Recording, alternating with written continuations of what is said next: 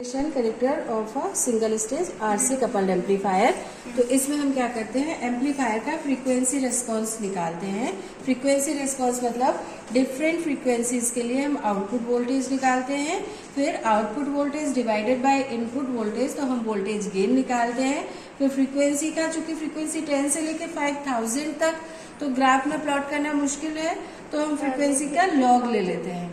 तो फिर हम एक ग्राफ जो प्लॉट करेंगे log F versus voltage gain में, तो लॉग एफ और वोल्टेज गेन में ग्राफ प्लॉट करते हैं। तो इसमें एक्स एक्सिस पे हम फ्रीक्वेंसी का लॉग वैल्यू लेंगे, वाई एक्सिस पर voltage gain. Gain simply output voltage divided by input voltage होता है। तो देख रहे इस तरह का नेचर आएगा, इसको बोलते हैं फ्रीक्वेंसी रिस्पॉन्स। और मतलब डिफरेंट फ्रीक्वेंसीज के लिए जो वोल्टेज गेन है, आउटपुट वोल्टेज है, ये स्टेबल होना चाहिए, तो इसको बोलते हैं बैंडविड्थ इसकी।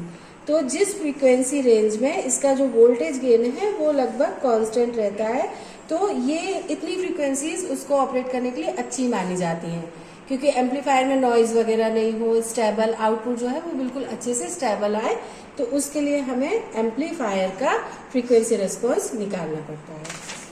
तो हम कौन सा एम्पलीफायर, तो इसमें जैसे इसमें दिया है कि ये है एक आरसी कपल्ड एम्पलीफायर, हालांकि इसमें एक ही ट्रांजिस्टर दिया है। आरसी कपलिंग में दो ट्रांजिस्टर लेते हैं, एक ट्रांजिस्टर ये है, दूसरा ट्रांजिस्टर ये है। आरसी मतलब रेजिस्टेंस और कैपेसिटेंस के थ्रू एक ट्रांजिस्टर के आउटपुट को दूसरे के इनपुट में डालते हैं। तो एक का वोल्टेज है मान लो 10 वोल्टेज गेन, और 10 एम्पलीफाई हुआ, एक का 10 हुआ, 10 को फिर इसके इनपुट में डाल दिया तो 10 का 100 हो जाएगा। तो जब हमें ज्यादा एम्पलीफिकेशन चाहिए होता है तो हम क्या करते हैं, कपलिंग करते हैं ट्रांजिस्टर्स की। और कपलिंग में 2-3 तरह की होती है, ट्रांसफार्मर भी होती है। ये कपलिंग जो हमारे सिलेबस में है आरसी कपल्ड, ये कैपेसिटर्स और रेजिस्टेंस के थ्रू हमने इसको दो ट्रांजिस्टर को कपल किया है। अब जैसे इस पे जैसे हमारे इसमें दिया है कि इनपुट में हमें बहुत से फ्रीक्वेंसीज चाहिए, तो ऑसिलेटर, तो ऑसिलेटर की जगह आजकल फंक्शन जनरेटर चलता है, और आउटपुट में लगा है VTVM, तो ये पुराना जमाने का हो गया। अब हम CRO लगाते थे कि इस कैथोड रे ऑसिलोस्कोप, उसमें हम ड्रॉ करके और उसका आउटपुट नापते थे।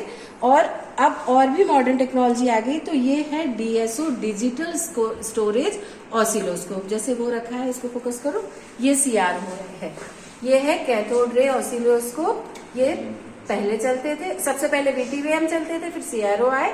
अब CRO को रिप्लेस कर दिया DSO ने, digital storage oscilloscope.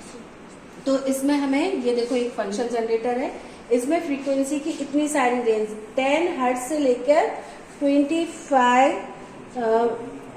Kilo hertz, mega hertz, 25 mega hertz तक की फ्रीक्वेंसी हम इससे वेरी कर सकते हैं। तो इससे जो आउटपुट है वो हमने अपने 2 स्टेज आरसी कपल्ड एम्पलीफायर के इनपुट में दिया है, और ये कैपेसिटर के थ्रू एक ट्रांजिस्टर को दूसरे से कपल कर दिया है, और आउटपुट हमने लगा दिया ऑसिलोस्कोप में। तो इसमें ये हम स्क्वायर वेव भी ले सकते हैं, साइन वेव भी ले सकते हैं, सॉटूथ वेव भी ले सकते हैं, तो हम लेंगे स्क्वायर वेव। ठीक है, अब नापेंगे कैसे, यहाँ से हम अलग फ्रीक्वेंसी बढ़ाते जाएंगे, ये चेंज करके फ्रीक्वेंसी बढ़ाते जाएंगे, और इसमें सबसे पहले हम ट्रेस पेपर लाके और ये इसका आउटपुट हम ट्रेस कर लेंगे, निकालेंगे कैसे, मेजर कैसे करेंगे आउटपुट को, थोड़ा कम कर लें,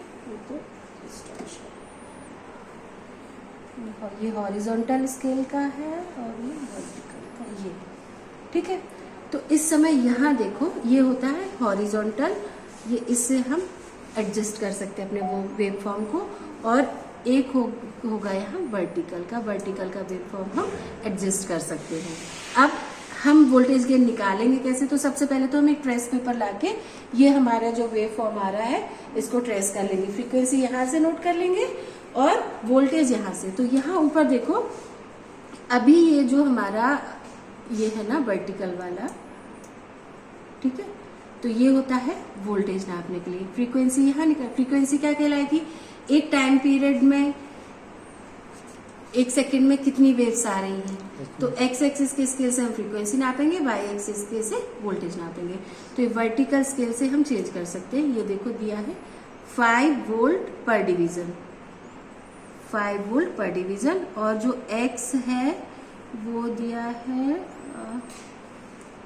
फ्रीक्वेंसी, यहाँ दिया होगा ये भी शायद 5 मिली सेकेंड पर डिवीजन, 5 मिली सेकेंड पर डिवीजन। तो ये निकाल लेंगे। अब 5 वोल्ट पर डिवीजन है, हम ये कर लेंगे 2 division, peak to peak voltage अगर निकालें तो 2 डिवीजन है, मतलब हमारा जो आउटपुट है इस समय 10 वोल्ट है। तो मोस्टली जो आउटपुट रहेगा इस रेंज में ये स्टेबल ही रहेगा। आपका जो वोल्टेज है ना वो बढ़ेगा नहीं, फ्रीक्वेंसी चेंज हो जाएगी इससे, पर वोल्टेज, क्योंकि यही तो निकालना है हमें कि हम फ्रीक्वेंसी चेंज भी कर रहे हैं ना, तो भी हमारा जो वोल्टेज है वो लगभग वही है। तो अभी फ्रीक्वेंसी कितनी है 828 हर्ट्ज, तभी भी हमारा वोल्टेज गेन लगभग वही है।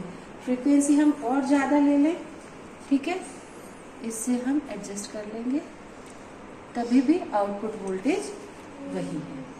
तो अलग अलग फ्रीक्वेंसी के लिए हम इससे वेवफॉर्म ट्रेस करके और आउटपुट वोल्टेज निकालते जाते हैं, ठीक है। तो